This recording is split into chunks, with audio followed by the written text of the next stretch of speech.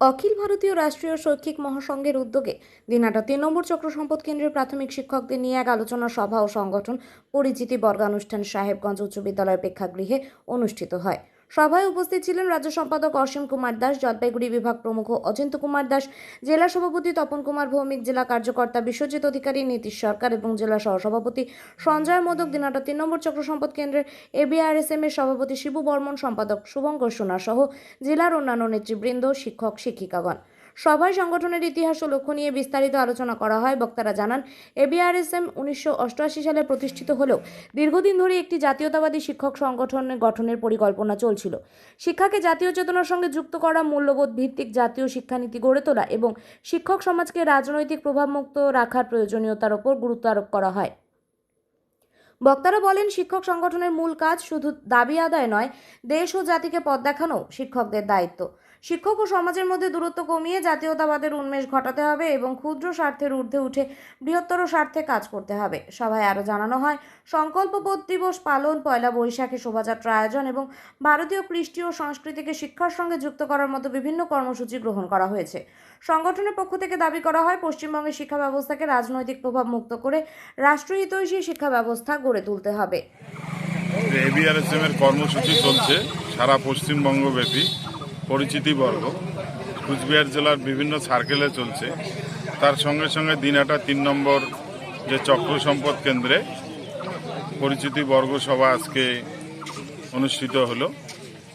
এই পরিচিতি সভার মাধ্যমে এবিআরএসএম এর সম্পর্কে যে বিভিন্ন বিষয়ে ধারণা এবং শিক্ষকদের সঙ্গে বিভিন্ন বিষয়ে আলোচনা, যে আগামী দিনে শিক্ষার পরিবেশ কি হবে, আগামী দিনে শিক্ষার মান উন্নয়নের জন্য আমরা কি কি পরিকল্পনা করব, সেগুলো আমরা আজকে এই দিনহাটা 3 নং চক্র সম্পদ কেন্দ্রে আমরা সবাই মিলে আমরা আলোচনা করলাম এবং এবিআরএসএম সম্পর্কে আমাদের বিভিন্ন যে টিচার আছে, বিভিন্ন শিক্ষক মহাশয়, শিক্ষিকা মহাশয়দের সঙ্গে আমরা আলোচনা করলাম আগামী দিনে আমাদের শিক্ষার পরিবেশ কিভাবে আমরা ফিরিয়ে আনবো সেই বিষয়ে আলোচনা করব।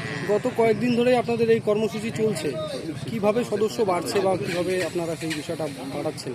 হ্যাঁ, আমাদের যে দিনহাটা মহকুমার প্রতিটা সার্কেলে আমরা সংগঠন পরিচিতি বর্গ করলাম এবং আজকে আমাদের দিনহাটা 3 নম্বর সার্কেলে আজকে আমাদের শেষ যে দিনহাটা মহকুমার পরিচিতি বর্গ শেষ হলো এবং আমাদের প্রচুর শিক্ষক শিক্ষিকা মহাশয় রাষ্ট্রবাদী ভাবনায় ভাবিত হয় স্বেচ্ছায় আমাদের সঙ্গে যোগাযোগ করছেন এবং আমরা তাদের সদস্যতা গ্রহণ করছি এবং আগামী দিনে তাদের কাছে আবেদন রাখছি তারা যাতে রাষ্ট্র ভাবনায় ভাবিত হয় এবং রাষ্ট্রহিতে কাজ করে, শিক্ষা হিতে কাজ করে এবং সমাজের হিতে কাজ করে। এটাই আমাদের মূল আবেদন। আজকের যে কর্মসূচি, সেই কর্মসূচিতে অনেকে আসতে পারেনি, সেক্ষেত্রে যারা আপনাদের সংগঠনে যোগ দিতে চায় তারা পরবর্তী সময়ে আপনাদের সাথে কিভাবে যোগাযোগ করবেন? হ্যাঁ, আমরা পরবর্তী সময়ে যারা যারা আসেন নাই, যে সমস্ত স্কুলে মাস্টারমশাইরা আসেন নাই, তাদের সঙ্গে আমরা সম্পর্ক অভিযান করব। সম্পর্ক অভিযানের মাধ্যমে আমরা সমস্ত শিক্ষককে যাতে আমরা এবিআরএসএম এর ছাতার তলায়, একই ছাতার তলায় নিয়ে আসতে পারি, এটাই আমাদের পরবর্তী কর্মসূচি এবং পরবর্তী উদ্দেশ্য ও লক্ষ্য। আপনার নাম? আমার নাম সঞ্জয় মোদক।